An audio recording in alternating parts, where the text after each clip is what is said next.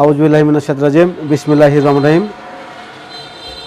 রাজশাহীবাসীকে সকলকে জানাই ঈদ উল ফিতরের শুভেচ্ছা এবং সকল স্তরের নেতৃবৃন্দকে এবং জনসাধারণকে জানাই তারেক রহমানের পক্ষ থেকে ঈদ মোবারক। এই ঈদের আনন্দ উৎসব এবং আমরা সকলে একসাথে ভাগাভাগি করে নিব। আমাদের মধ্যে কখনো বিভেদ থাকবে না।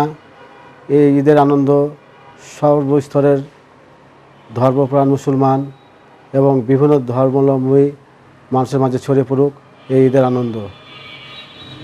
এই ঈদ বয়ে আনুক সাধারণ জনগণের মাঝে একটি উৎসবমুখর আমেজ।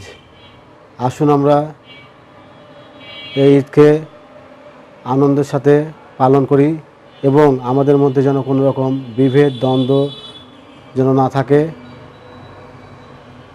সকলকে আবারও ঈদ মোবারক।